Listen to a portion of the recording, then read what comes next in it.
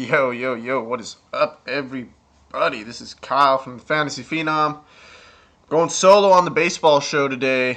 Mike will be doing two lock shows today for basketball. So, for those of you wondering where that is, obviously we got a 5 p.m. Eastern lock and a 7 p.m. Eastern lock. Mike will be covering both of those in the Fantasy Phenom Facebook page, doing a lock show at 4:30 Eastern and 6:30 Eastern for both slates. So, make sure you check that out if you're looking for the basketball content. I am going to handle the baseball content for the day. 15 games. Every team's playing again. We only have two confirmed lineups as of right now, and that is the two teams you see on the screen, Boston and Detroit.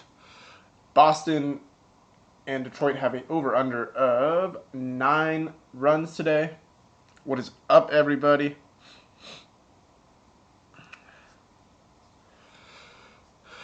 So Boston was without Hanley Ramirez and Mookie Betts yet again.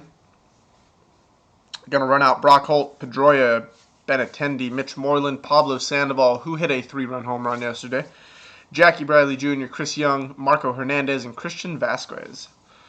By the way, yesterday, great night for a lot of people in the Phenom family. Guys took home some nice cash. There was a couple guys that cashed even with Liriano. That was a terrible play. I am glad I didn't have him. I think I only had Liriano 20% in my lineups. I think I had 10 lineups, and I think I only had him in 2 or 3. So I mentioned on the show yesterday, Mike Leake. Telling you, man. Mike Leake. That dude went out and balled. 43 points. What's up, guys? And then if you guys were in the Slack group yesterday, you heard me talk up Kyle Freeland. I was the only person in my 500-person GPP that played Kyle Freeland yesterday. And I knew it would happen, man. I knew it would happen. I was talking to Corey. I was talking about it in the Slack group. I was like, yo, Kyle Freeland is that play tomorrow. I'm going to take a punt flyer on him. Nobody's going to be on him. First start ever in the big leagues at Coors versus the Dodgers, right? Who's going to be on that? Nobody. I talked it up in Slack. I was like, yo, this is a guy right here, punt play. Went out and got 43 points. So he single-handedly separated me from the entire field. Absolutely killed a couple GPPs. Well, didn't kill him. I placed third in one, fourth in another. I murdered the all-day slate because that was where I had him. That was the slate I wanted to play with him. And the reason I said that is I knew that if I played the early slate, it wouldn't be enough differentiation, right? If I played the all-day slate, absolutely nobody would be on that kid. And so I played him in the all-day slate. And sure enough, that was the slate I cashed the most in. So super excited about that. Definitely did well in the late slate as well. Maine was the only one I didn't do so well in, and that happened to be where I had 2 or 3 Francisco Liriano lineups. So we're back at it today. Let's see. So on the Detroit side, like I said, this is the only game that has confirmed lineups as of right now, at least that I know of. If there are others, I have not gotten those notifications. There aren't very many early games today. So we have this one, Minnesota, Chicago. I don't know why that's to the left. Minnesota, Chicago at 2:10. Cincy, St. Louis at 2:15. New York, Baltimore at 4:05. And then we jump in Toronto, Tampa Bay, 6:10. Whoa. And then after that, we're up to the 7 p.m. games the rest of the day. So on FanDuel, at least, there's a 3-game early slate. It's this Detroit, Boston, Minnesota, Chicago, and Cincinnati, St. Louis game. Do they have an express slate? Let me see.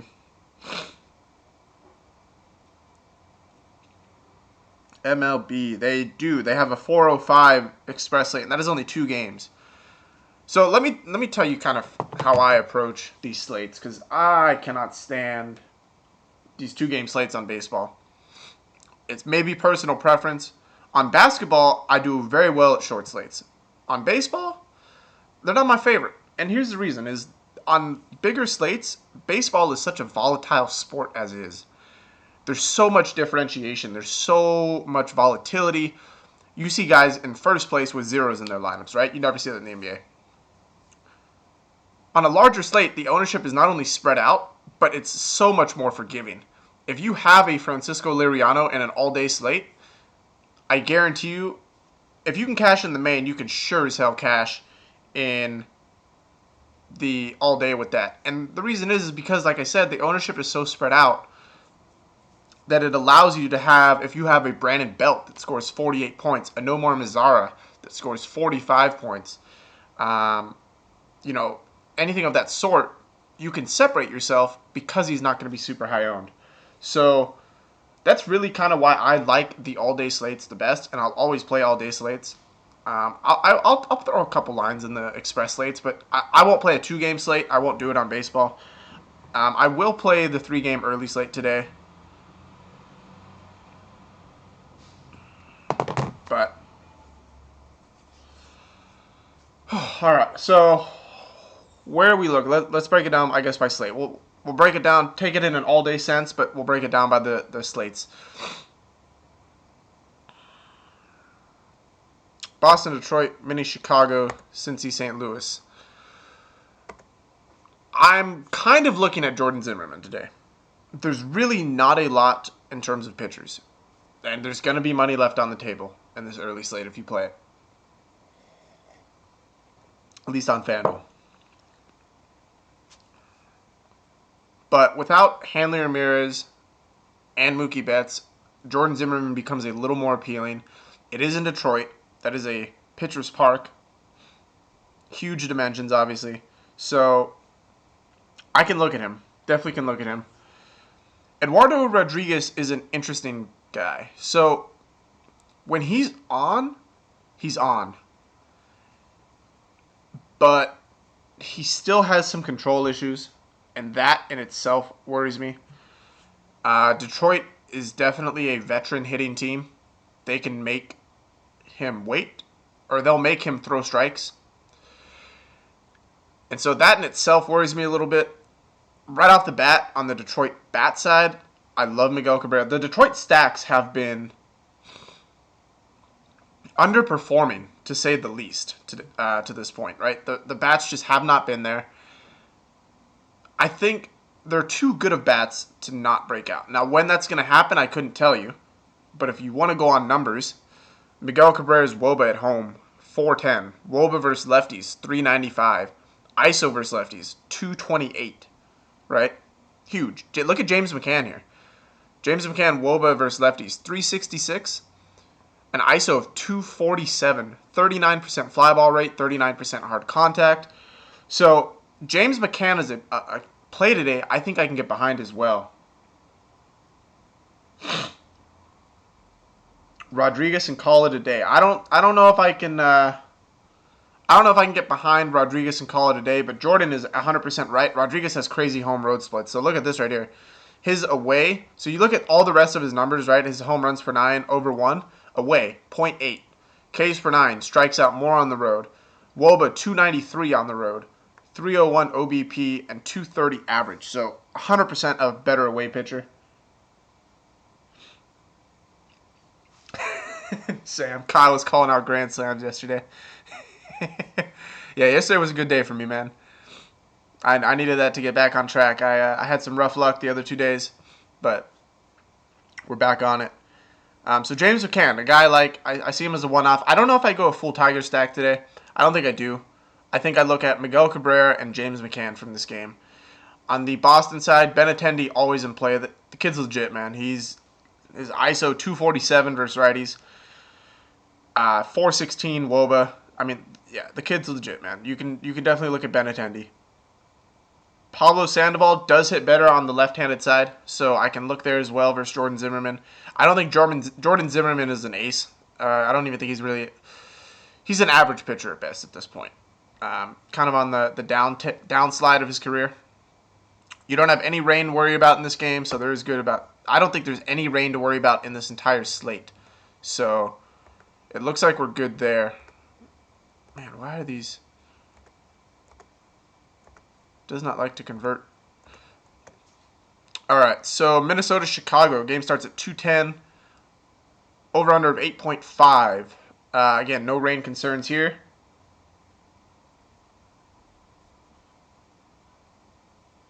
Benintendi the GOAT fell off hard. This at Bad Hat helps a lot. It absolutely does. And Mike, by the way, if you, I don't know if you got the sheets, buddy, but I got BVP broken down all for you guys right here. You can sort by pitcher, everything. I got BVP matchups, right? So this will break down the batting average versus the pitcher average, batter OBP versus pitcher OBP, everything right there for you guys. And then, of course, I have the WOBA matchups, the single most important stat. The single most important stat in fantasy baseball. DFS baseball, I should say. Cannot repeat that enough. WOBA. I do not care what anyone else says. It has worked through and through. WOBA is the most important stat. Anyways. Again, no lineups confirmed in this game. This is kind of what I have projected here. Adalberto Mejia.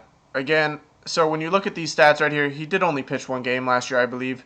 So they're a little misleading, right? An average of 160. It's kind of hard to do. OBP of 1,000. WOBA of 1.06. But Chicago they've only really had one great offensive game. And that was versus, damn it, who's their pitcher? Who's Detroit's pitcher that game? Matt Boyd. Matt Boyd's not a good pitcher. So, I like to target Miguel Gonzalez on the other side, though. He is at home. Terrible home-away splits. So, as you can see here, WOBA of 330 at home, OBP of 330, average 261. He gives up a ton of home runs, by the way. He gives up a ton of fly balls. Almost at least 36 up to 40% fly ball rate, over one home run in every situation. And for that reason, I'm looking at, again, this is the Minnesota side, I'm looking at 2 one-offs here. Or I guess you can call it a twin stack. Actually, three. I like Brian Dozier a lot. He hasn't been great to start the year. He hasn't really shown that power yet. I think that's coming. Brian Dozier's in a good spot today. Anytime a guy's leading off as well, if that is the case. Max Kepler. So I'm gonna give the credit to Corey on this one. Corey really thinks that Max Kepler is gonna break out today. I can see it. Doesn't have the best splits versus lefties, but I do think the kid is a good hitter. Byron Buxton has been struggling. I think he has an average of 0.059 on the year. So Byron Buxton, man, he's literally one of my favorite players in the entire league. I think he has all the tools to be successful. He just needs to make contact, man. His defensive skills are extremely good. Opening day, made 2 diving catches. I mean, the dude has got the speed. He almost, so you can compare him to Billy Hamilton in the sense of extreme speed, right? If he can get on base, he'll steal a ton of bases. But you can't steal first base. And that's his problem. He cannot get on base, and he strikes out a ton. So I think the Twins are content with letting him ride it out right now, but he's got to start showing something. I'm not going to roster him until he does. Miguel Sano is a guy that I am in love with today. Absolute one-off. You talk about a fly ball percentage of 38% versus lefties, hard contact rate of 46% versus lefties, and ISO of 247 versus lefties. Give me all that versus Miguel Gonzalez today. Miguel Gonzalez, not a great pitcher. I'm going to target that through and through. So Miguel Sano will be in every early lineup. He's even in a couple of my all-day lineups. So Brian Dozier, just going to make it in my earlies today, but I do think he's in a good spot. And then Max Kepler. Actually, you know what? I will say, Jason Castro, potential punt. He's been hot to start this year. He has 2 straight 18-point games. I'm not going to say he's going to go off or he'll repeat that, but on an early-only slate, your options are pretty much James McCann, Yadier Molina, and Jason Castro, in my opinion. Actually, no, Giovanni Soto. I lied. I think I actually like Giovanni. I forgot about him. Giovanni Soto, I think I like more than Jason Castro. So a nice Woba versus lefties, nice Woba at home. Fly ball percentage of 42%, 41%, I'm sorry. But this guy's relatively unknown. So in terms of he hasn't had a ton of major league experience. So, and then on the Twins side, though, if you see the splits here, he does suffer a lot more versus lefties. So again, limited sample size, but it's something to look at. Automatically, you look to Melky Cabrera, and then Todd Frazier absolutely eats up left-handed pitching. So I think you can look there as well. Hasn't really been on anyone's radar to start the year. So I agree with you, Envious. Giovanni Soto will be high owned in the early slate. People chasing game logs. I agree with that. Lastly, last game on this early slate, St. Louis and Cincinnati, 2:15 start, over-under of 8. St. Louis is a heavy favorite in this game. Bronson Arroyo is making his return, if you can call it that. Give me a St. Louis stack all day today. That is the team I am stacking through and through. No doubt about it. I got 4 St. Louis guys in my lineup. The max FanDuel will allow. Bronson Arroyo does not strike out anybody. He gives up home runs. Look at these April stats. And again, these are 3-year running averages. And Bronson Arroyo is a pitcher that has relatively been the same type of pitcher. So these April stats are legit. This dude sucks in April. WOBA 404 in April. 3.6 K per 9. Home runs of 1.8. Almost 2 home runs a game. 40% hard contact. Yeah. Give me all of the St. Louis Cardinals today. I expect it to be a chalky stack, but that's not going to deter me. Tone asks, who did I say I'm stacking? The St. Louis side. So I'm going to get who I'm stacking is, I immediately look to Dexter Fowler, right? Leadoff guy, gets on base, can hit for power as well. So give me Dexter Fowler. I like Diaz as well. Diaz has a 393 WOBA versus righties. I love that. Dude can hit righties, no problem. Matt Carpenter, absolutely all the Matt Carpenter today. He'll be in every single lineup. He's even in some of my main lineups. I just like him that much versus Bronson Arroyo. And then, but Bronson Arroyo also has reverse splits for what it's worth. He struggles against righties. He can get lefties out much easier. And so a home run per 9 of 0.7 versus lefties, 1.4 versus righties. So keep that in mind. He definitely pitches lefties better than righties, but that doesn't scare me off Matt Carpenter. I love Steven Piscotty today. And Yachty is always a safe option at catcher. He put up a 0 yesterday. People might be off him. I'll go back to Yachty every day, man. Yachty's probably the safest catcher in DFS in terms of you know what you're going to get, safe floor. Obviously, you're always going to have a 0 every now and then, but Yachty's a guy that I think will very rarely at the catcher position put up a 0. So, by the way, my pitcher of the day is Michael Wacha on this early slate. So, he's actually not even the highest priced guy, so I think more people won't be on him. And here's one of the reasons I kind of like this early slate. So, I mentioned you're going to have money left on the table, right? Michael Wacha is not the most expensive pitcher, and I have a strong feeling that a lot of these new DFS players, you guys aren't new because you watch the show. Not shade at you. But those that don't watch the show or any show or play DFS, just starting, they're going to pay up at pitcher because they're going to have money left over. There just isn't enough high-priced guys on this slate to use up all your money. And so people are going to see that. They're going to be like, oh, I have money left. I'm going to pay up to the most expensive pitcher. Because oftentimes people correlate price with performance. As we know, that's not true. Francisco Liriano, 8K, negative 11 points. Kyle Freeland, 5.5K, 43 points. So I love Michael Wacha from the standpoint of that he's literally in between all the other guys. So I think he goes lower owned, and I think he is the best pitcher on the slate. So that's where I'm going. Yeah, Jordan says you'll probably have like 2,000 left today in the early. I agree.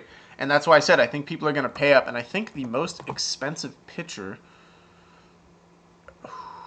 who is it? I believe it's actually Jordan Zimmerman, who's not a bad play. I'm not saying Jordan Zimmerman's a bad play.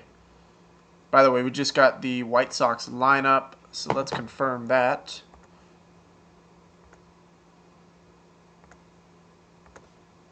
Saladino, Tim Anderson, Melky Cabrera, Jose Abreu, Todd Frazier, Avisel Garcia. Giovanni Soto is going to bat 7th. Matt Davidson is going to go 8th. And then Jacob May in center field batting 9th. There's your Twins or your White Sox lineup for the day. So we're still waiting on the Twins. And then obviously Cincinnati, St. Louis. Expect those out shortly. New York, Baltimore, 4:05. This game's kind of by itself. 2 hours after the Cincinnati game, 2 hours before the Toronto-Tampa Bay game. Luckily, we don't have to worry about time slots in baseball because we have late swap.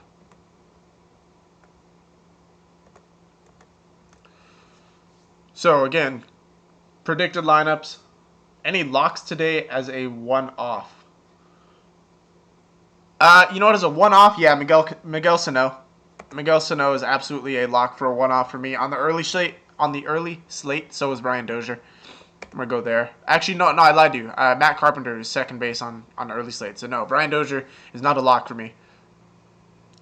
Miguel Sano is, and then I like Benintendi as well in this actually. So I think I look there.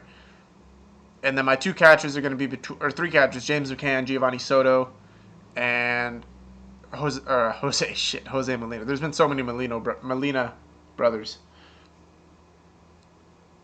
And then Miguel Cabrera I can look at as well. So I would say the lock is definitely going to be Miguel Sano, just because I don't think there's a better third baseman on the slate. So, okay, you have your two-game kind of late slate, if you want to call it that. Afternoon slate, I guess is what it's called. We have Masahiro Tanaka versus Kevin Gausman. People are going to go back to Tanaka today. He's in Baltimore. He just got absolutely throttled in Tampa Bay. And then Kevin Gausman, who actually pitched relatively well against the Blue Jays, didn't explode. I thought he would pitch much worse, but Toronto bats really didn't wake up until yesterday. Interesting. Jordan says Gausman is a lock and he kills the Yankees. I can't say I've seen that, but I will trust you on that. So watch out for that. Again, I wouldn't say he's a lock on the main slate or the all-day slate, but if you're going to play this two-game slate, you got 4 pitchers to choose from. So your other pitchers are Aaron Sanchez and Chris Archer. So Chris Archer's, you could look there, but again, home run volatility there. So Kevin Gausman does struggle versus right-handed bats, ironically. Luckily, there's a lot of left-handed bats in this lineup. Brett Gardner, Greg Bird, Ellsbury, Headley. So Gary Sanchez hit his first home run yesterday of the year. So finally got a Gary Sanchez sighting. Broke out a little bit. I don't think I'd go back there today. I think I'd look more at a Baltimore stack in this game. I do. I think I'm going to, against Tanaka. And I don't think Tanaka's a bad pitcher at all. I really don't. I'm not sold on him in Baltimore. And especially if you're playing this two-game slate. If I'm on the all-day slate, I think I look at one-offs in this game. But on this two-game slate, I think you have to look at the Baltimore side over the O's. Or, I'm sorry, over the Yankees. We look at WOBA and ISOs. So your 3, 4, 5 batters for Baltimore. Over 200 ISOs versus right-handed bats. Manny Machado, Chris Davis, Mark Trumbo. Again, you want to look at WOBA at home, 381, 357, 349. You can go up to Adam Jones at 348. Seth Smith is 359. And then again, these 3, 4, 5 batters, right? Under 20 at bats for every home run.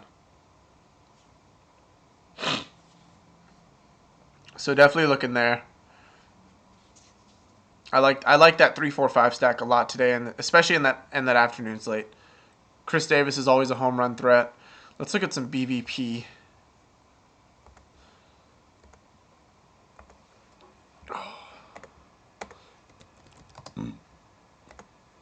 All right. Not great numbers versus Tanaka, actually. Granted, a relatively small sample size. Chris Davis has 1 home run off of him. Jonathan Scope has 2 home runs and 3 total hits and 15 at bats. So again, no one has more than 15 at bats. So there is that. Let's see what Gausman is, just because Jordan says he owns the Yankees.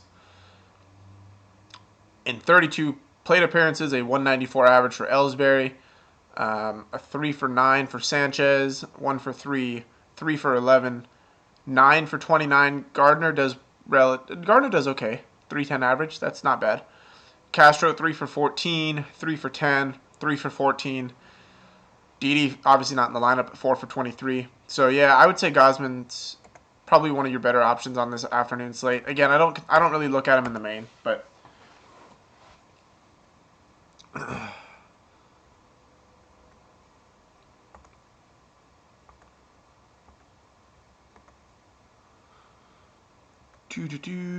we at? New York, Baltimore. So yeah, just something to look at. I think I still stack the Baltimore side if I'm going to go there. I think I look more so at this game, though. And these pitchers really... Aaron Sanchez is not a bad pitcher at all. I actually kind of like his stuff. Tanaka has good K numbers. I don't know if Tanaka has great K numbers. I don't view him as a strikeout pitcher. If I'm looking at K upside today, I think you go Chris Archer. But I don't think he has... I don't see Tanaka as a strikeout pitcher. I'm interested. Actually, where does Baltimore fall on the strikeout range? Baltimore is above average at 21.7, so he does have that going for him. Oops, didn't mean to do that.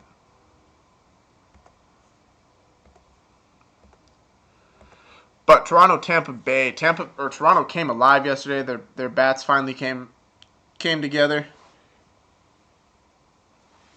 Tulo hit his first home run. Donaldson hit a home run. Morales hit a home run the night before.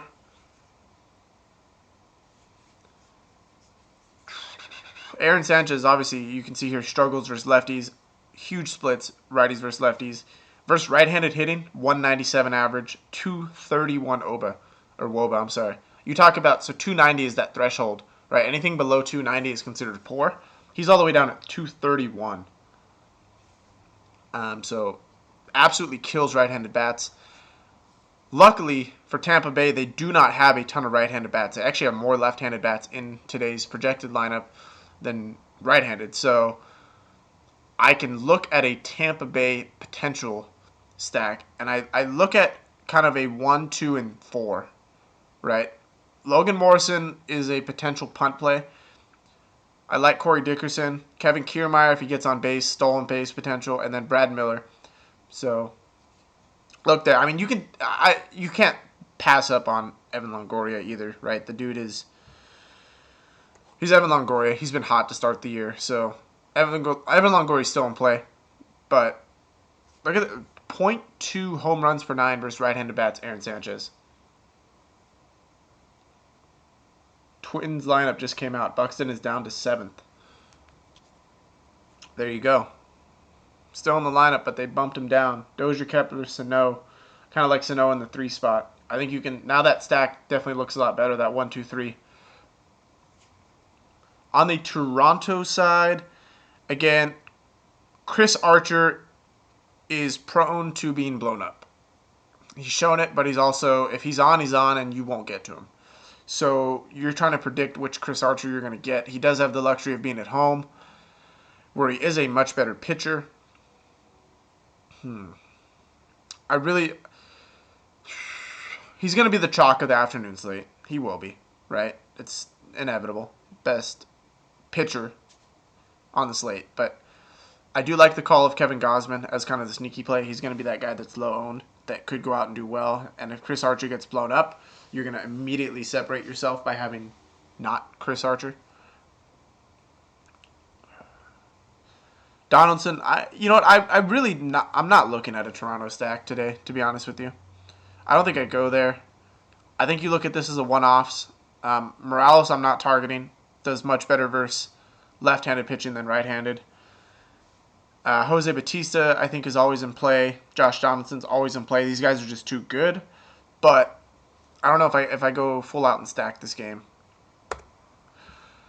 Washington and Philadelphia. So now we're going to move into this 10-game main slate, which I like. I like 10 games. A lot of variance, a lot of ownership spread out. And just a reminder, these first 2 weeks are going to be really interesting, right? So we're back on all the aces today for the most part. Most teams have their number one guy going back out again.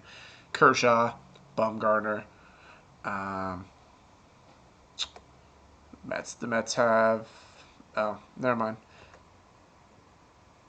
So not everyone has their ace going out, but there are some aces back out there. Danny Duffy, Dallas Keuchel. So as teams start to get off days, you're going to start to see some variance on the slates and pitchers. We're already seeing it a little bit, right? I mean, you can already kind of picture who you're going to target. I didn't even know Jeremy Guthrie was still in the league. Thought he retired after that KC World Series, but apparently he's still here. So if you want to roster someone like Madison Bumgarner, who's 11-9 on FanDuel today, I think you look at this Philadelphia stack as a cheap option versus Jeremy Guthrie, who doesn't strike out a lot, has a high WOBA versus left-handed bats, and Philadelphia is littered with left-handed bats, so definitely can look there.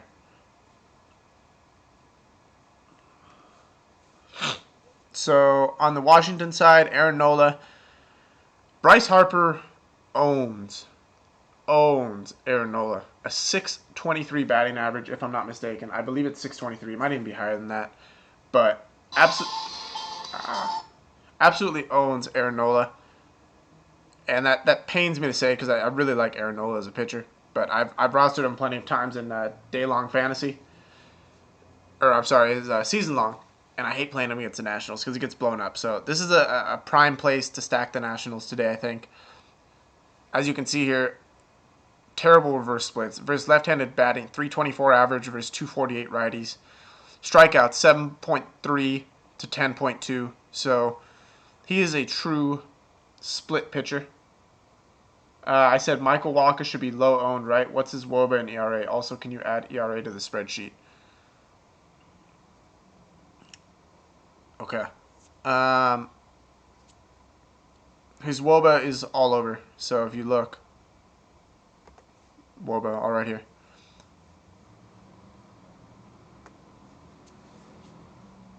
ERA. So here's the problem I have with ERA.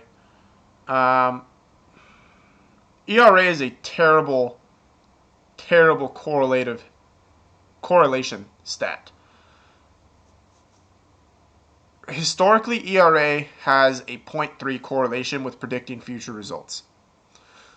So I'm very non-inclined to include a stat that doesn't show good correlation with predicting future results. I would advise you not to go based on ERA. I look at WOBA and strikeouts much more than I look at ERA. If it works for you, go ahead, but I caution you. There's an extremely low correlation historically with it. 0.3 is it's almost write-offable. So most people, if you look at it from a mass perspective, a correlation of 0.3 is something that no one would ever consider. Correlation is on a scale of 1, right? So 1 is a perfect correlation. 0.3 is a 30%, which is terrible. Where strikeouts are 0.78 correlation for future results. So that's exactly why I always say look at strikeouts and then WOBA. Yeah, so using ERA to predict future results is not a good correlation at all. That's why I always caution you on it. So it's not a stat I use. It's not a stat I'll ever consider. So going to this Washington stack right here, Trey Turner has not really had a Trey Turner game yet.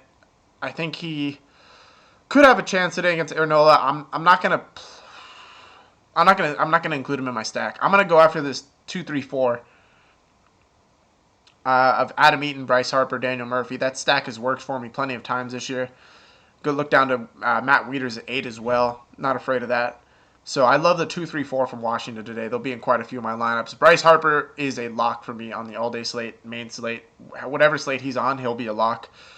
So Bryce Harper in every single lineup. I promise you 100% Bryce Harper. I don't care about his price. On the Philly side, I mentioned a cheap stack. I like Cesar Hernandez, Daniel Nava, Odubel Herrera. And then I even like Michael Saunders at the 5th hole. I think I'm going to avoid Mikal Franco. Hasn't really done well this year. He's actually been really, really struggling. So I'm all over Caesar. Daniel Nava, I think, is some people will chase that a little bit. But again, it's just a cheap outfield stack with Herrera and Saunders. So Mike asked Worth. Yeah, you can look at Worth as well. He's been hot, and he is in Philly. If you base ERA, then everyone should be on Kershaw today. But I would be fading Kershaw today because of Coors Field. I agree, David. Although I will caution you, Colorado, like LA, struggles versus left-handed bats. So something to watch for. But again, there's a reason Kershaw is priced significantly lower than Madison Bumgarner today, and that is because of Coors Field. Whereas, and see, obviously the guys at FanDuel and DraftKings know this because Madison Bumgarner facing the Padres is priced much higher, as he should be, because the Padres strike out the second most in the league. Madison Bumgarner strikes out a ton, but Clayton Kershaw does strike out more than Bumgarner and has a lower ERA. So they understand it. Reds lineup is shitty today. Janet Alcantara. Okay, so the Reds lineup is released as well. I'll go back in and edit this. Obviously, the confirmed lineups. So Atlanta, Pittsburgh. Chad Kuhl is someone that I think you can look at as a punt today. I'm not gonna call him my Kyle Freeland of the day. I really don't see a pitcher on the slate that jumps out to me at a minimum price. So, or not minimum, but a lower price. So I'm not gonna go as far as to call him, but I think I look at him. Atlanta obviously struggles with the bat. They're not a great team batting. He also does much better versus right-handed bat. Chad Kuhl does much better versus right-handed bats than versus lefties, and Atlanta only has 3 lefties. Freddie Freeman, I mean, he's really the one guy that worries me. Matt Kemp, I don't know if he's going to play today. He did leave yesterday's game early, so watch out for that. Well, obviously, once we get the lineups, we'll confirm that. But Dansby Swanson really hasn't started out the year great. Freddie Freeman's always a threat to take someone deep. Woba away is 400. Woba versus righties 396. ISO versus righties is 237 with a 42% hard contact rate. So everything lines up for Freddie Freeman today. I see him as a one-off in this game. From the Pittsburgh side against R.A. Dickey. Let's see what they're... I don't know if we're going to have enough stats on this for BVP, but let's see. I'm interested to see how they do. Knuckleballers are hard, man. It's really hard to predict how that game is going to go. So Josh Harrison sees him well. Francisco Cervelli, 5 for 7 versus R.A. Dickey. Very small sample size. I caution you on using that. It's hard for people that don't know MLB to try and play in GPP formats. I would argue it's even harder to play in cash formats, man. Cash, because so many of the safe plays, i.e. Francisco Liriano, are so volatile. So I refuse. I don't touch cash in baseball just because of that. But yeah, I can see your point. So Josh Harrison, I would say, is the one guy that's had success versus Dickey. And I believe he is projected to be in the lineup. So I would watch out for them. But yeah, R.A. Dickey is a much different pitcher, obviously, nowadays. So there is that. But I don't know, man. I'm not really... It's a Cervelli bobblehead night as well. Interesting. Okay. So if you want to go with narratives, he is hot. He had a home run yesterday. Maybe Francisco Cervelli is a good punt catcher today. See, I just got the Reds and Twins lineup. Yep.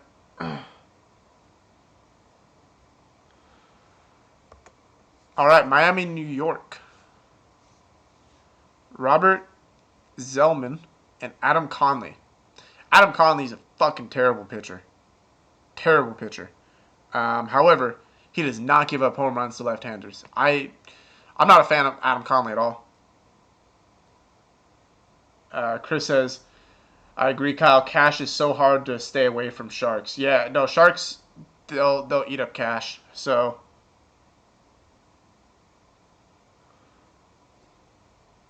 Kobe, I want to learn. Never played baseball before, and I'm doing okay.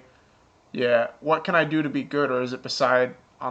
Honestly, so again, look at Woba, man. I'm telling you, Woba is the stat to go on. Look at matchup Woba. You look at a pitcher. So, for example, Adam Conley, 336 Woba versus lefties. You gotta know the thresholds. 320 is average. Above that is bad for a pitcher.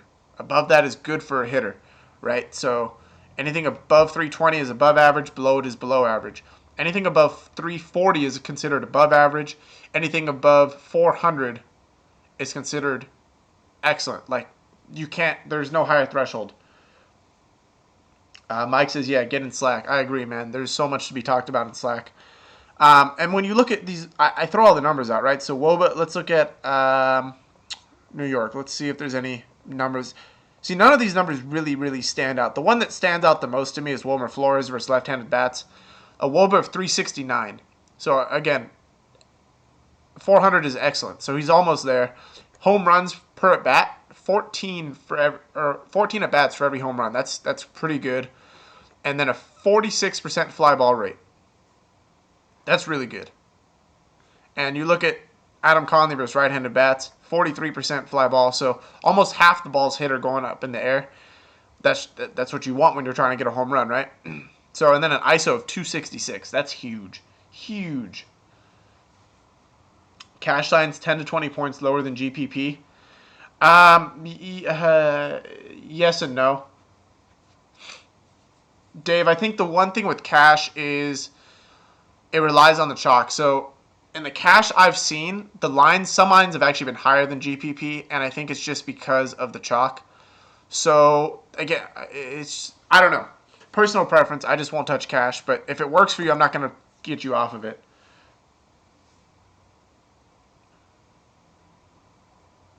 How come I don't color code the numbers? Yeah, no, yeah, the decimal points it would be all over the place. Like this 235, it would be blood red. This 241, so it would just yeah. Again, the higher the decimal number for batters is where you want to look at in WOBA. Lower for pitchers. Kobe, can I join your membership? Yeah, the link is right below, buddy. Just click that, sign up, and then as soon as you sign up, it'll automatically send you a link to join. JT Realmuto, man, this guy's been hot to start the year. He hits right-handed bats better than left-handed bats. We've talked about that, the reverse splits for him. He's not a guy that typically is going to take you deep, but I do believe he has two home runs this year so far. So I look at JT Realmuto, cheap. He's batting second, right behind Yelich and Stanton. If he gets on base, good chance to get him in. Stanton, dude, this guy. Stanton is seeing the ball extremely well right now. His outs are loud, and I always look at that. We talked about that in Slack yesterday, man. Mike, I need 10%. Giancarlo Stanton is seeing the ball so well right now. He's due, man. He's going to hit a home run. I don't know if it's today, but it's coming. I'm telling you. He's hitting outs to the warning track, and that just tells me that it's coming. His outs are hard. They're loud. His fly ball percentage, 40%. He is the hardest hitter in the MLB. 41% hard contact versus righties. One home run every 14 at bats, a WOBA of 359, 367 versus righties. So I'm telling you, it's coming for Stanton. I really like a Stanton and Harper outfield today.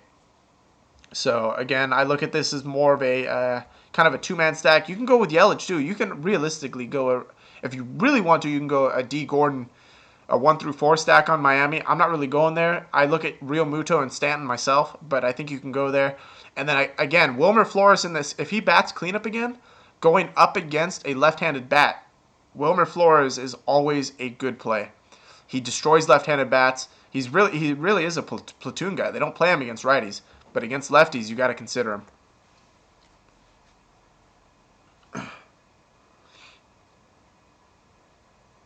Yeah, David, 3.9 for Posey, 2.6 for Realmuto. I agree. I'll take Realmuto over Posey today.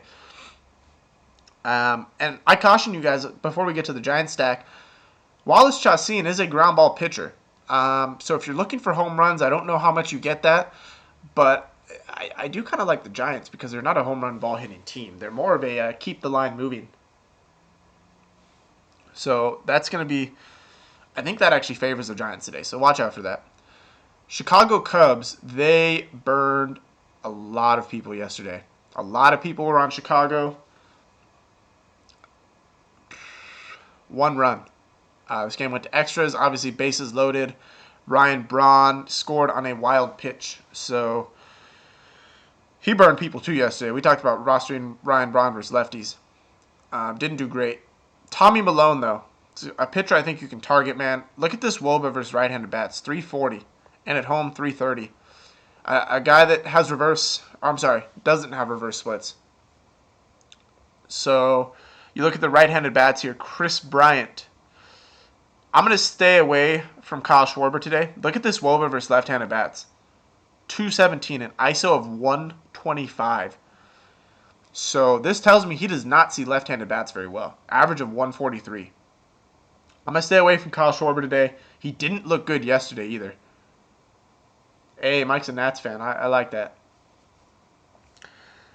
Chris Bryant, WOBA of 398. We talk about 400 being that excellent threshold.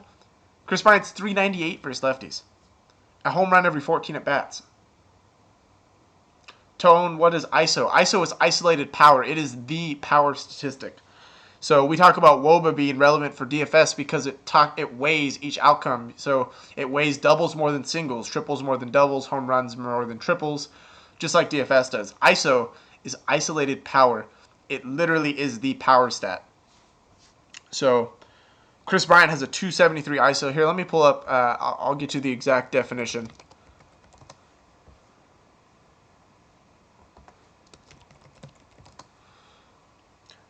In baseball, isolated power, ISO, is a sabermetric computation used to measure a batter's raw power. It's slugging percentage minus batting average. The final result measures how many extra bases a player averages per at-bat. So, how many extra bases a player averages per at-bat.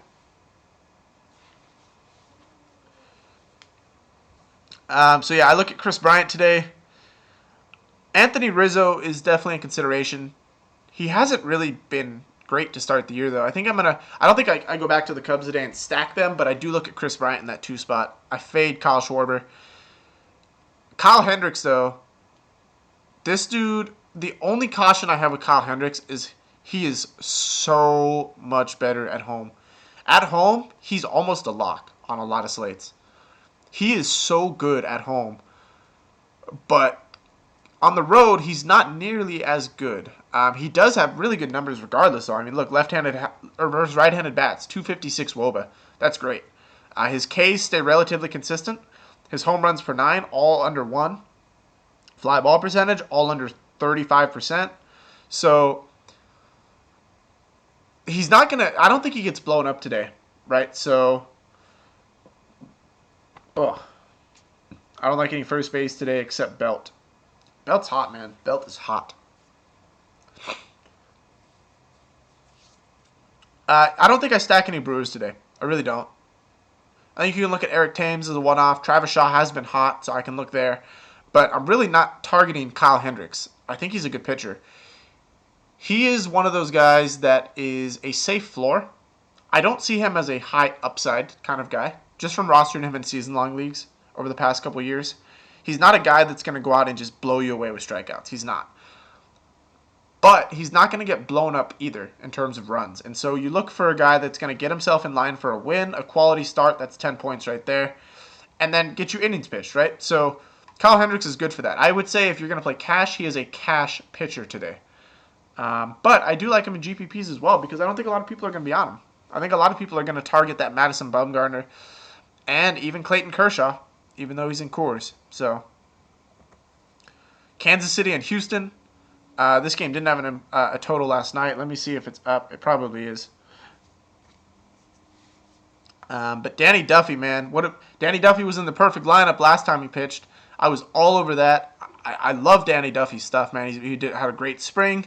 He did great in the World Baseball Classic. So Danny Duffy's a guy. Doesn't give up a ton of home runs. He does struggle much more versus righties. And that worries me today. Houston is righty heavy. They only have 2 left-handers projected in their lineup. And I don't think I roster Danny Duffy. Houston, okay, so here's the only reason I give him some consideration. Houston's cold, man. Jason Vargas just went out and put up 43 points on Houston.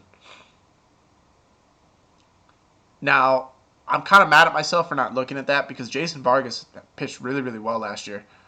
But, yeah. Look at this stat, though. It kind of sucks there's no lefties in this lineup. .09. 0.9. 0.9 home runs per 9. Not even .1. Not even 10. Not even 10% home runs per 9 versus lefties. Danny Duffy eats up left-handed bats. And I wish there was more left-handed bats in this lineup, but there's not. So that's the only reason I'm off him. But he still is a good pitcher. He still can get you strikeouts. I'm interested. Let's see where Houston ranks in strikeouts. Houston, look at this, near the top, 23%. They're the fourth worst team in strikeouts. Piscotty not in lineup per Fantasy Labs. Damn it.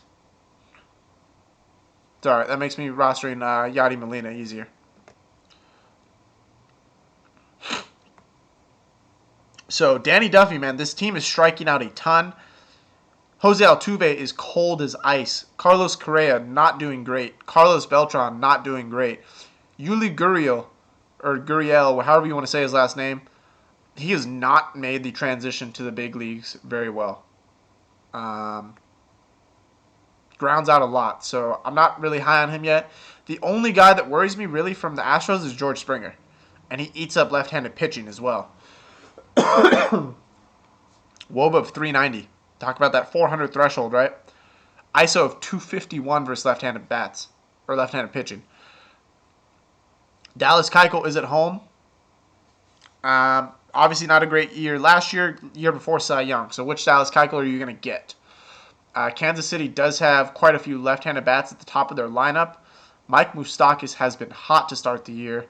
Eric Hosmer has not. Lorenzo Cain has done relatively average, but look at this WOBA versus left-handed bats, 394. And in Houston, I think I give Lorenzo Cain a one-off look today. Matt Adams batting cleanup.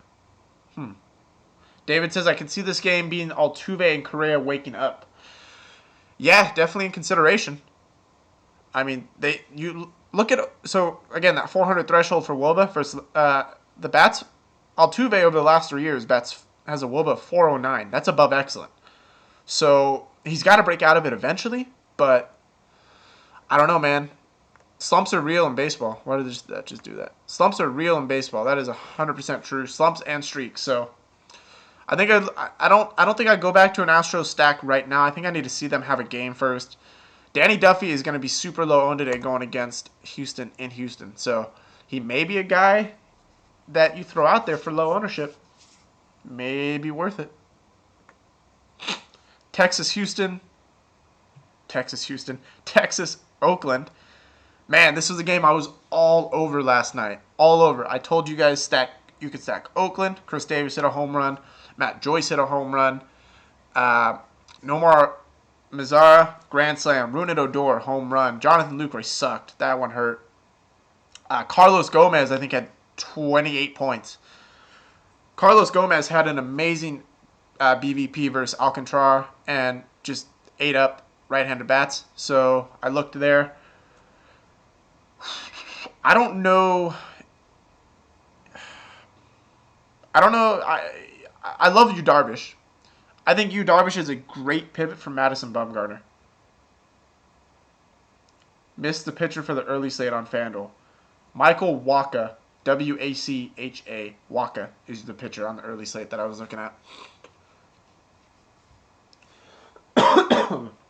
Damn it. Need some water or coffee. Yu Darvish, man. Look at these strikeouts. 11, 11, 11.9 at home. 11.9 versus left-handed bats. 11. And then in April, 9. Ooh. Oakland strikes out a ton, I believe. Let me check their numbers out. I don't want to give you guys false information. I lied to you. See, I lied to you. Look at that. They only strike out 19% of the time. So, one of the better teams that doesn't strike out, but you can still target. You Darvish, if there's ever a place you give edge, right? If I'm looking at pitcher versus batter, I always give the edge to the pitcher because I think good pitching beats good hitting. Case in point, Kyle Freeland yesterday. What do I think of the Twins White Sox game today?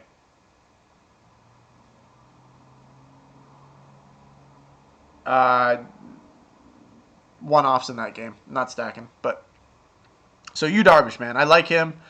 Oakland is not. I mean, they have a couple lefties in here for sure. Yonder Alonso is not a guy that really scares me. Jed Lowry was hot to start the year, but again, switch hitter. Doesn't really scare me versus right-handers. Definitely hits better from the right-handed side of the plate. Stephen Vogt is a guy I do like. Chris Davis can always take you deep. And then Matt Joyce against righties. So, you Darvish is worth it, man. I think he's a great pivot off of Madison Bumgarner. And then, as David mentioned, if you want to go cheap, definitely you can look at Kyle Hendricks. Again, I think Kyle Hendricks is always in consideration for a safe play. He's gonna get blown up once or twice during this year, but he's not a candidate to do it daily or every time he pitches. So on the A side, I'm really not looking at anyone. I talk about eliminating teams when I look at a main slate. Oakland is a team I'm eliminating from my player pool today. That's not saying there aren't going to be good plays on it, but to limit the amount of guys that you have exposure to and that you're deciding between, for argument's sake, I'm going to eliminate Oakland. So on the Texas side, again, I can stack. Nomar Mazara is hot. You ride streaks in baseball. Nomar Mazara is hot. Rougned Odor, hot. Ride that streak. Carlos Gomez, not super high on him. Let's see what the BVP is actually in this matchup. I want to see how they hit Graveman. See if there's any statistical relevance here. Not really. For what it's worth, the team actually really struggles. Odor 1 for 10. Carlos Gomez, 2 for 11. Elvis Andrus 3 for 8. But again, none of these sample sizes are really, really big enough for me. Nomar Mazara 2 for 4. So I'm not looking at these and saying, oh shit, terrible BVP, right? Again, the most anybody has is 12 at bats versus this guy. So I'm not going to factor that in today, but it is worth noting, right? In a limited sample size. What about the Oakland pitcher? No, I'm not touching Oakland. Absolutely not. I'm not touching Graveman against Texas. Look at this. The strikeouts are not there, right? So, again, I'm going to keep saying this. Strikeouts is the most indicative correlation, is the most important correlation between that and predicting future success. If a guy does not strike out a good percentage of his batters, it's very hard for me to roster him. It's very hard for me to tell you to roster a guy that puts the ball in play because there's so much more variation on a ball in play. There's errors.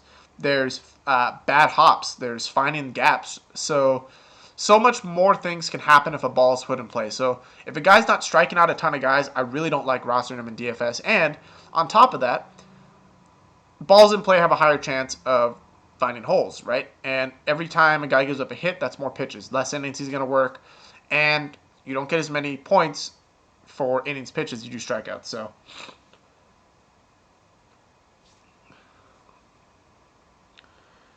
Cleveland, Arizona, man. I was so high on Cleveland yesterday. And it looked really good to start, man. Carlos Santana, 10 points in the first 3 innings. Francisco Lindor, home run. I was super high on Michael Brantley yesterday. He did get 9 points, got a walk and a stolen base, but other than that, didn't do anything. Carnacion got a double, I believe. I don't think anyone else did much else. So, do I go back there again today against Zach Greinke? Cleveland's always in play. They are. They're always in play. Carlos Santana does much better from the left-hand side, right? So you have that. Let's look at Greinke's splits. There really isn't anything crazy here. I mean, average-wise, he does give up more to lefties, but his WOBA is really the same. 277 and 273. So what that's telling me is he gives up a lot of singles to left-handed bats. A little higher OPP, a little less strikeouts per game. He really doesn't give up a ton of home runs. Obviously, he is in Chase Field now, so he doesn't have that working in his favor. Normal Baltimore lineup. Anyone liking the Twins pitcher today? No. Daniel Murphy at second base in the main slate, or Odor. But I do believe Cano kills the Angels. I go Daniel Murphy. I do. Against Aaron Nola. But Odor is definitely in play. I like both those guys. I think if you're going to make multiple lineups, I think you go 50-50 on them. Cleveland. So, Trevor Bauer, not really a guy I'm looking at today. I don't think I go there, but I can already, again, this 1-2-3 stack is going to be in play all year for Cleveland. It really is. Santana, Lindor, Brantley. If that is indeed the lineup that they throw out there, it's going to be in play all year. This Arizona stack has been doing work too, though. So I think you can always look there. Paul Goldschmidt is matchup proof. He hits righties as well as he does lefties. Not worried about that. His WOBA at home is 415. Makes sense in a pitcher's park.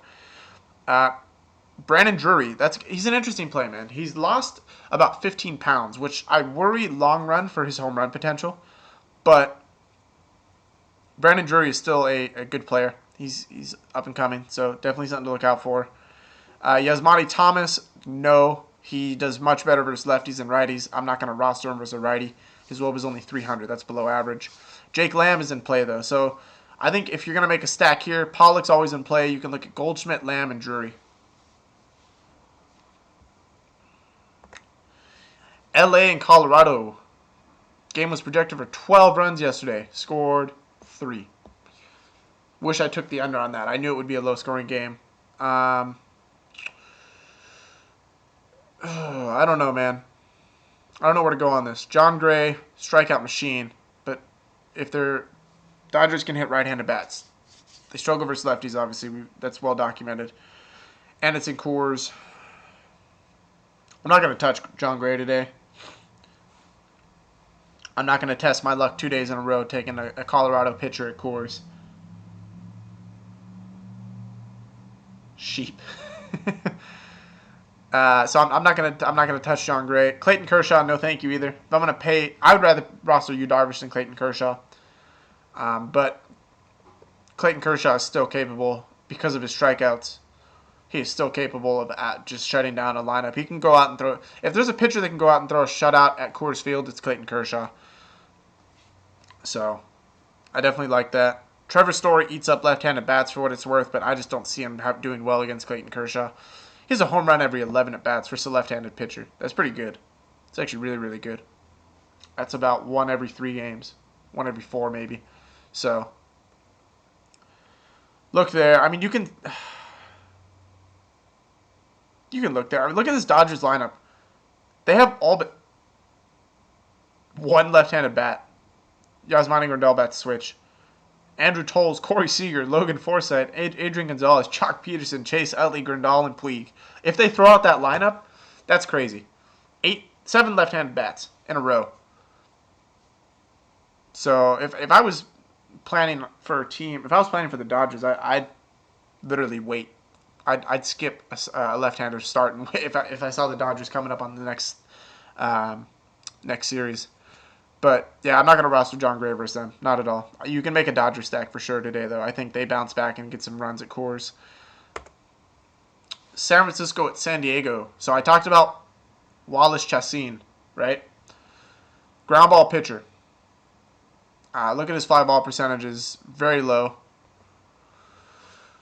Does struggle at home and does struggle versus left-handed bats. So immediately I look at Brandon Belt and Brandon Crawford. And I'm gonna go back here again, man. Jarrett Parker. I love Jarrett Parker versus right-handed batting.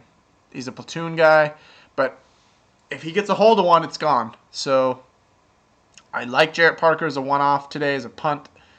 Joe Panic's in play. He's done well so far this year. Brandon Belt is hot as hell. You can't get away from that. And then Brandon Crawford. I'm not touching Buster Posey. Price is too expensive today. But I do think a Giants stack will work well today. And like I mentioned earlier, Giants are not a typical home run hitting team. They're very much a small ball team. Put the ball in play, move up the runners, right? That's what they do. And so against Chassin, who's not a fly ball pitcher, I think this can work to their advantage. Playing small ball, just moving up the line, right? Get a guy on base, move him to second, move him to third, knock him in. Giants do that better than any team in the league. It's anybody that watches them, even if they only watch the World Series, everyone always says the Giants are the most boring team to watch in the World Series because that's all they do. But it's true. But something to look at. So I like the Giants stack today. I don't know if I like them in terms of upside, right? I don't know how many runs they score. But if you're looking for guys that are going to get points, just singles, doubles, things like that, I think you can look there. Nunez. Do I like Nunez? Yeah, Nunez doesn't play. If he gets on base, he's always a stolen base threat. I'll never target steals. That's one thing I got to mention to you guys as well. Don't ever target stolen bases, please. Home runs are the end-all in daily fantasy. If you're a brand new player, I'm sure you've seen how much the lines fluctuate from one home run. If you don't have a guy, you're going to drop in that GPP. If you have a guy that hits a home run, you're going to climb faster than you've ever seen you climb in a GPP. Home runs are the end-all. With that, not only are home runs 3 times more valuable than a stolen base in terms of points, you need 1 occurrence for a home run to happen. You need 2 occurrences for a stolen base to happen. You need not only a guy to get on base, you also need him to successfully steal a bag. And you're limiting your upside to 12 points. Maybe 15 if he gets a run, right? So, but then again, you still need another occurrence just for that guy to get the run. So you need 3 occurrences to get 12 points, as opposed to 1 to get 18. Don't target stolen bases. It's just don't do it. That's all I can say. If it's worked for you in the past, congrats. No, can't do it. Madison Bumgarner, not much more to be said, man. Guy's a strikeout machine. Absolutely owns left-handed bats. Madison Bumgarner also is the second highest. He has the second most home runs on anyone on the Giants, I believe, only behind Brandon Belt. So, Madison Bumgarner, dude, I wish that you could get points for home runs. Mazzara or Eaton today? That's interesting. I think Mazzara has higher home run potential, obviously. Eaton has the advantage of getting on and having Bryce Harper, who owns Aaron Nola, behind him. So, I guess if you're going to target...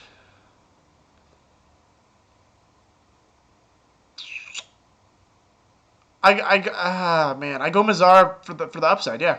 We talk about targeting home runs, right? He's in a hitter's park. So is Philly, though. He's in a hitter's park. You need 1 home run gets you 18 points. On Eaton, you're counting on him getting on base and driving and getting driven in by Bryce. So I go with Mazzara.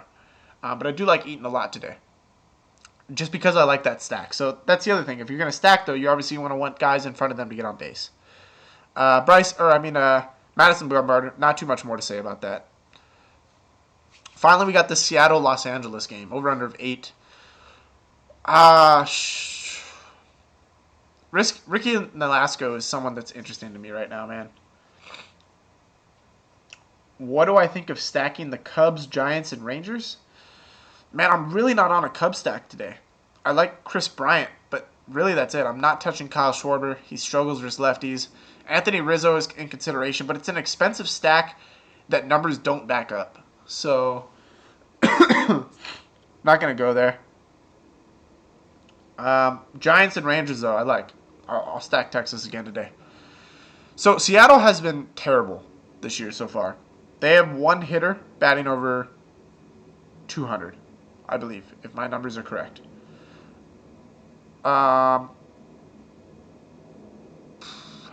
Ricky Nolasco is a terrible pitcher, though. But then again, so is Jesse Chavez. And I was wrong on that. So I'll eat my crow there. For those of you that called Josh, I got to give Josh his due credit. He called Jesse Chavez last night. Went out and had a nice game. Definitely think he hit his 25 points, if not more. I don't know, man. I can't trust Ricky Nolasco. He's not a good pitcher. So, against the Seattle lineup that has potential to break out, I feel like I'm playing with fire doing that. I don't have that same gut feeling that I had with a Kyle Freeland or a Mike Leake that I do Ricky Nolasco. And then Felix Hernandez is another guy, man. I mean, Felix is just not the same pitcher. He's definitely on the downside of his career at this point.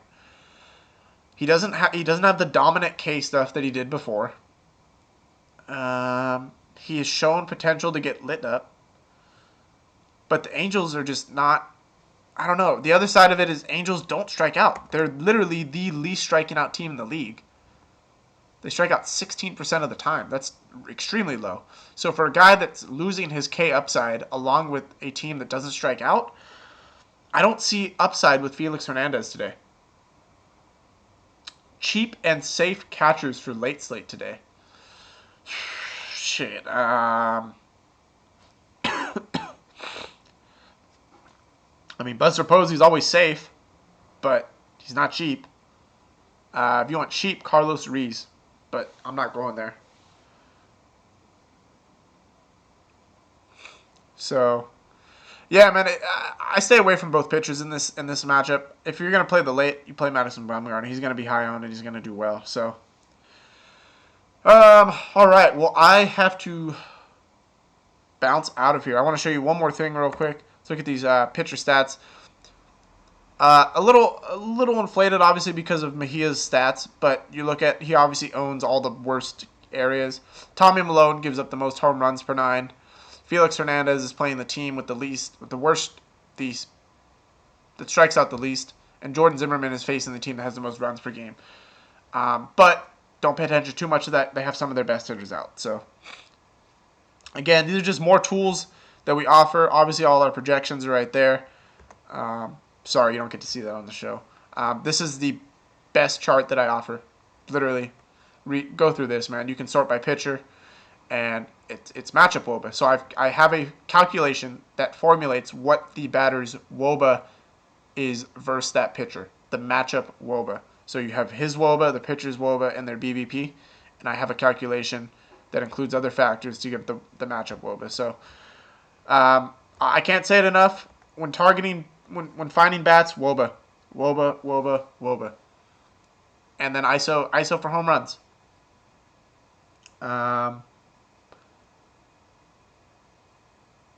For pitchers, WOBA as well, and strikeouts. WOBA and strikeouts.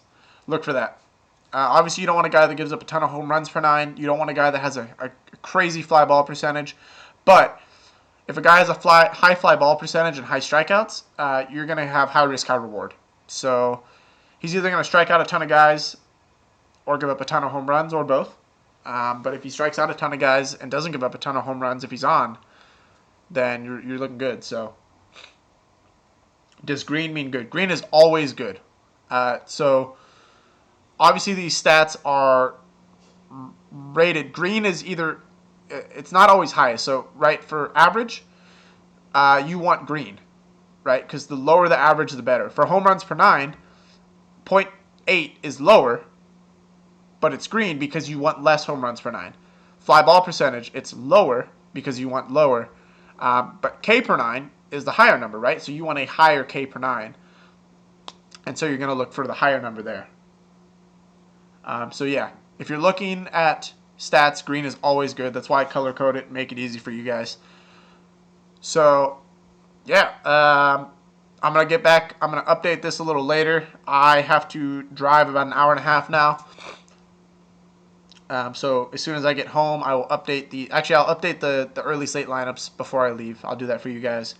I apologize. I probably won't get to update the precipitation and over-unders as frequently as I want today, and even the lineups. So just keep an eye out for that. Follow MLB lineups if you want, or Roto-Grinders or Fantasy Labs. All of them have lineup news. So just keep an eye out on that for Twitter. As always, if you guys enjoyed the video and the content, appreciate that thumbs up. Appreciate the subscription if you haven't already subscribed. You guys are awesome. I appreciate you guys tuning in and being an audience for me every day. I love doing this stuff, guys. Baseball, it's again, you guys know my love for numbers. Baseball is that sport that allows me to do it. So I appreciate it. Kobe asks, how much is the membership? So you get a 7-day free trial. After that, it's $10 a month. So cheapest one Definitely the cheapest membership out there. 33 cents a day for this. And I'll always tell you guys this as well. If you win, right, you sign up for the membership. Let's say you sign up on that 7-day free trial and you win $10. Literally pull that $10 out of your FanDuel account. Your membership is paid for the month. It's done. You won the money. Membership's paid. Don't play it. Just bam. You're back at even. Your membership's paid. Worst case scenario, you break even for that month. Worst case, right? So that's where, I mean, that's just being smart with bankroll management. So again, 33 cents a day, $10 a month. I keep it cheap for you guys. Obviously, website is coming. As soon as the website is up, all this stuff will be even more organized and easier to read through. For now, it's going to be on the Google Sheets because it's live updating. So as I update something, you guys are going to see it updated. But yeah, I appreciate you guys. I will see you a little later. Have a wonderful day and good luck. I'll see you guys in Slack.